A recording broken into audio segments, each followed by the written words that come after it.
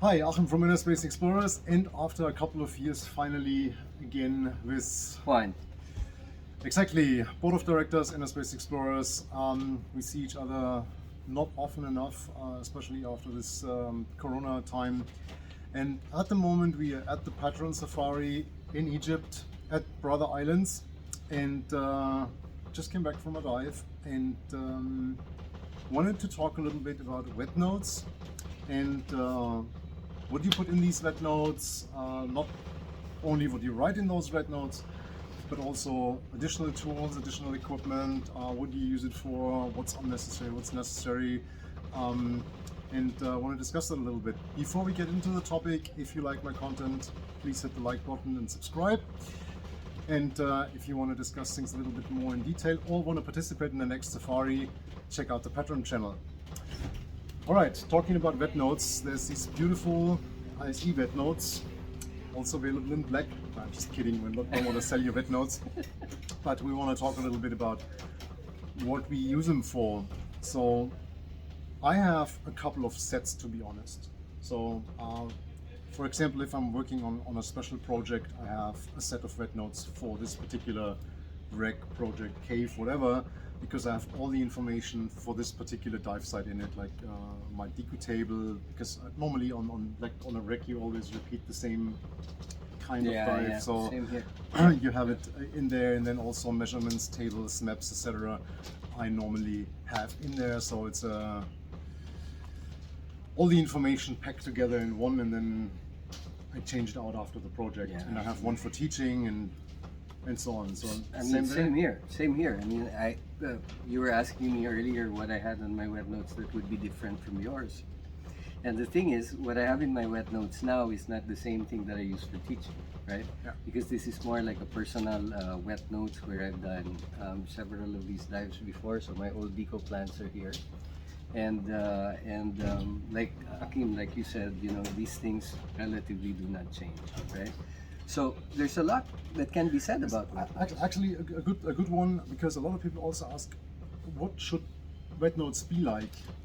Like this clear thing on the back. Yeah, that's important. The front one's also important. Yeah. But, so yeah, that's very easy, because instead of looking up that deco plan over and over, where is it? Where's the next stop? If you have it on the back, that's super convenient. I really like this feature. Yes, I do too. Sorry, I interrupted you. No, it's all good. And then, I mean, we often talk about Wetnotes to be a communication tool, right?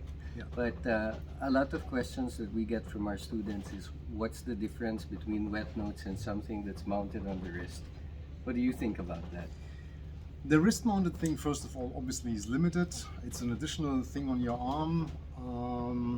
Then obviously you have to have the pen somewhere, put it underneath. I personally never liked that. Yeah. And then obviously I've seen the ones that you can flip. Yes. For me, this is easier. You put it away. You can. It's more flexible. Yes, I agree. I think also that it's like a catalog, or, well, it's essentially a dive log. When you think about it, like, you have a lot of memories here that you can keep. If you have love notes for your special other, you can put them there as well and show them after the dive.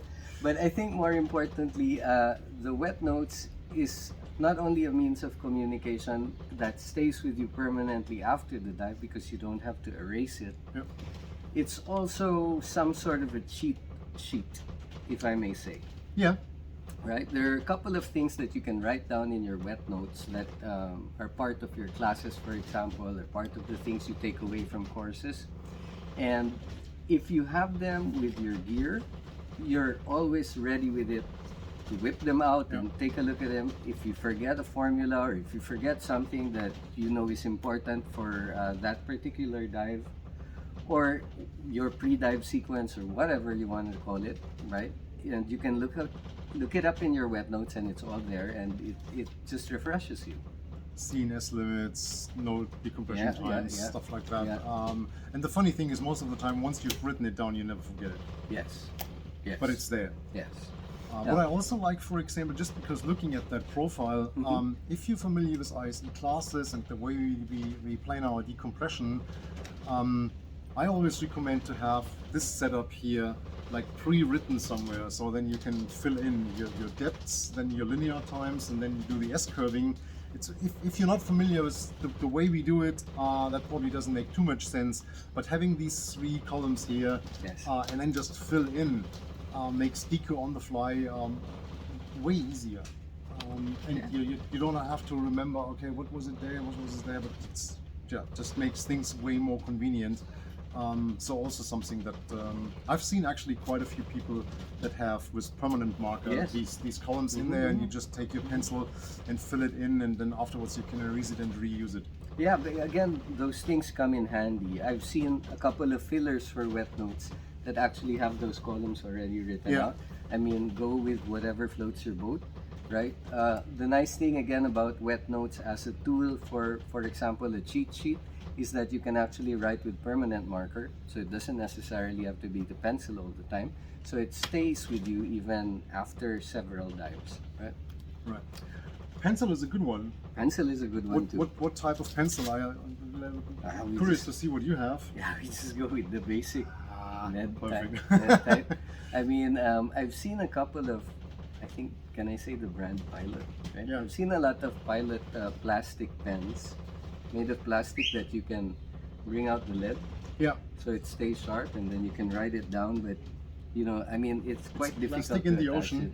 Yeah, it's plastic in the ocean. So If you lose it, so I Sometimes like these. That's full it's very simple. graphite. You get them in artist supplies. yeah, stuff yeah, like yeah, that. yeah. You can easily sharpen them with your dive knife, and even if they break, I mean, you can reuse them. And I usually have a couple of these. Yeah, there's a broken one, some bits and pieces, but that's what I use, and obviously you as well. Yeah, be wary of the Wetnotes that come with regular looking pencils, because they do Deteriorate. It's just- deteriorate during the dive, and they like turn to mush after like 2 dives or so, Yeah. and you can't use them. Another thing that we both have in our Yeah. Wetnotes, okay, I have a without different one, but without necessarily plugging anything, we have save a dive kits, save a dive tools. You Yes. know, basically. so I mean, t- this- for what do we use it? So you have a loose second stage. You wanna figure not necessarily underwater, but also you're on the boat. Like here, somebody's like, you have a bleeding O-ring. It needs to be tightened Yeah, down. yeah. This is always all the tools there. Take out one of these the plugs.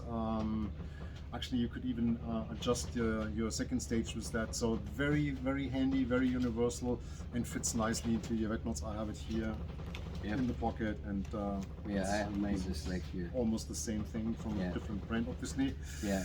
Um, But it does save a lot of dives. Yes, I've saved yeah, several yeah, dives.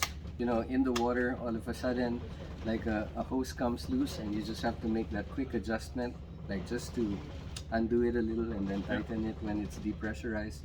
And you know, you continue with the dive rather than calling the dive. You know, getting back into the dive center, sourcing tools, blah blah blah blah blah. You guys get the idea. Another Okay. one that I have is that little compass here. So especially if you do a lot of survey, if you do a lot of cave diving, that comes very handy to actually make a proper survey Yeah, profile. So if you're not into that stuff, that's obviously not a necessary tool, but it's This is a nice one too, because it has measurements and Yeah. it has directionals. Yeah, yeah. so very yeah. nice. If you're into survey or doing survey dives, that's very handy. It nicely fits here in the pocket. I have it attached with a lanyard so I don't lose it, and that's my setup. That's pretty much it, yeah. So material counts. Yeah. Then I hope this clarified a couple of questions and you like it. Thank you, Juan. Thank you. We go for the next dive now, and I'll see you in the next video. Take care. Bye bye.